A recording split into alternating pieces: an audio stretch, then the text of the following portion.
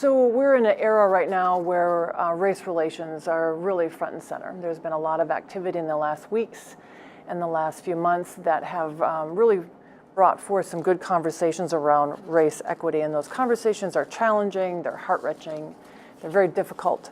Help us understand the work that's being done through faith-based reconciliation.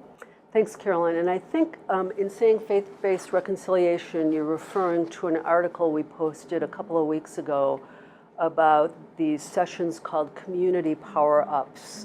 And so let me give you a little bit of background about that, because there's a mechanics piece to it, and there's sort of a heart and roots piece to it. Okay. So when I started the job, I started interviewing clergy from different traditions and neighborhoods. And one of the questions I asked each member of the clergy is about what percentage of your time do you spend in your office with the door closed with a congregant in your office, and they're telling you about the hardest problems in their life, and really they're telling you about poverty.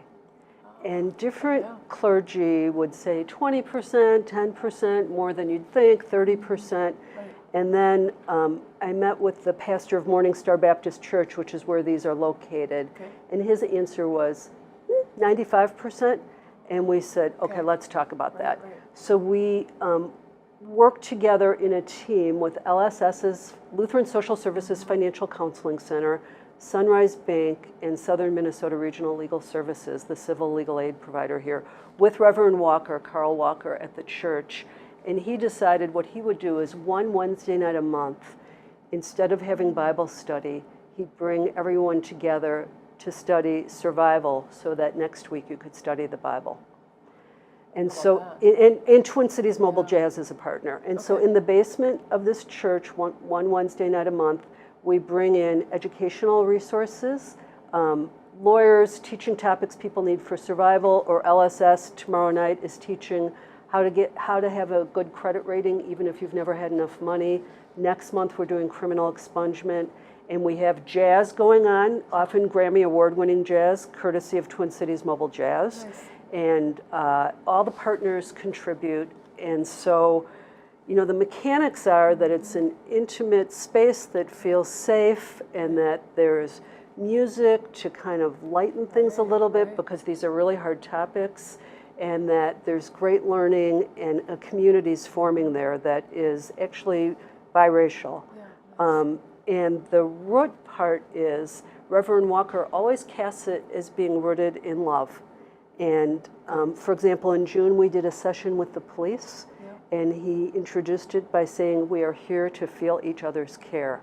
And what's growing out of this community, it's very small scale, but what's growing out of it is kind of amazing. Yeah. And we're glad we have each other to come back to tomorrow night. Oh, that's wonderful. And so when you think about the scale of that, right now it's small, but there's still, people are benefiting, and you're bringing people together who haven't had a forum to come together before. And so when you're looking at that, what concrete steps or a step do you think the rest of us can be taking in the community to try to address some of these issues around equity and poverty? Thanks for the question, Carolyn. I do think the scale there matters, and so that's something to kind of keep in the backdrop. I think if it was 1,000 people in a room, the same thing wouldn't happen. Yeah, so what can individuals do? Here's my answer, and maybe it's going to sound strange. I think each of us draws a circle around our life, and some people are inside and some people are outside.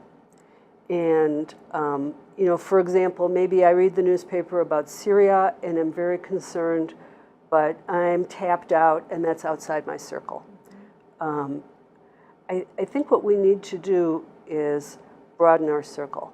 And I think that maybe in a little while I'll talk about our infrastructure of opportunity work, but I think that if we can find meaningful ways that people stop thinking of someone they've thought of as other, and they're us, this is my person, not someone outside the circle, everything will flow from there. We're a community full of skills and abilities, and it's just kind of how do you channel that energy?